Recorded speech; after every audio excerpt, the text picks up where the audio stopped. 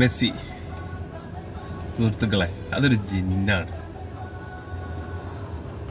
Barcelona വിട്ട് PSG പോയി, PSG വിട്ട് ഇന്റർ മിയാമിയിലേക്ക് പോകുമ്പോൾ അദ്ദേഹത്തിന്റെ കയ്യിൽ വേൾഡ് കപ്പും ചാമ്പ്യൻസ് ലീഗും ലീഗ് വണ്ണും ലാലീഗയും കോപ്പ ഡെൽ റേയും കോപ്പ അമേരിക്കയും ഗോൾഡൻ ബൂട്ടും ഫിഫ ബെസ്റ്റും ബാലൻഡിയോറും എന്തെല്ലാം ഒരു ഫുട്ബോൾ കളിക്കാരന് ഒരു ഫുട്ബോളിന്റെ ജീവിതത്തിൽ നേടാൻ പറ്റുന്നുവോ അത് മുഴുവൻ ഒരു പാക്കേജായി അദ്ദേഹത്തിന്റെ കയ്യിലുണ്ട്.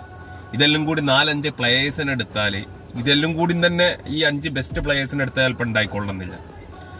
ഫിഫ വേൾഡ് കപ്പിലെ ബെസ്റ്റ് പ്ലെയറും കോപ്പ അമേരിക്കയിലെ ബെസ്റ്റ് പ്ലെയറും എഴുതിയ A4 ഒന്നും തികയില്ല.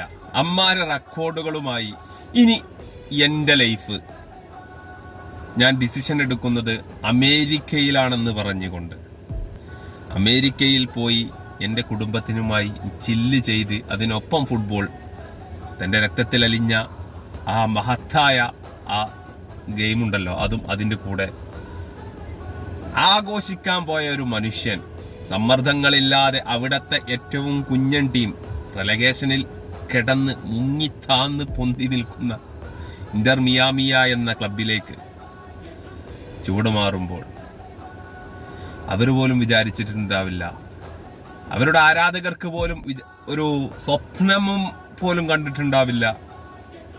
6 കൊല്ലമായിട്ടുള്ള ക്ലബ് എത്തിയിട്ട് അവർ പോലും ആലോചിച്ചിട്ടുണ്ടാവില്ല ഇങ്ങനെയുള്ള അസുലഭ നിമിഷങ്ങൾക്ക് നമുക്ക് സാക്ഷിയാകാൻ സാക്ഷാൽ ലിയോണൽ മെസ്സിയുടെ കരങ്ങളാൽ നാം ഇത്രയും ഉന്നതിയിൽ, അമേരിക്കയിൽ ഇത്രയും ഉന്നതിയിലെത്തുമെന്നുള്ളത്. ക്ലബ്ബ് ഫുട്ബോൾ ലോകകപ്പിൽ സെക്കൻഡ് റൗണ്ടിലേക്ക് കടന്നു. അവിടെ ചാമ്പ്യൻസ് ലീഗ് ചാമ്പ്യന്മാരായ PSG തോറ്റാണ് പുറത്തായത്. എന്തൊക്കെയായാലും ഇന്ന് അദ്ദേഹം അവിടെ പോയിക്കൊണ്ട് അവിടെ നിന്നും തുരുതുരാ കിരീടങ്ങളുടെ കിരീട നേട്ടം ചെന്നെത്തിയ സ്ഥലം ഏതാണ്? ചെന്നെത്തിയ സ്ഥലം അമേരിക്ക എന്ന സ്ഥലത്തെ ഏറ്റവും കുഞ്ഞൻ ടീമായ ഇന്റർ മിയാമിയാണെന്ന് ഓർക്കണം. റൊമാൻറ്റിഫിക്കേഷൻ ഇളകുന്ന സമയം. ലിയോ ഒരു ഫുട്ബോൾ പാക്കേജാണ് തങ്ങൾ.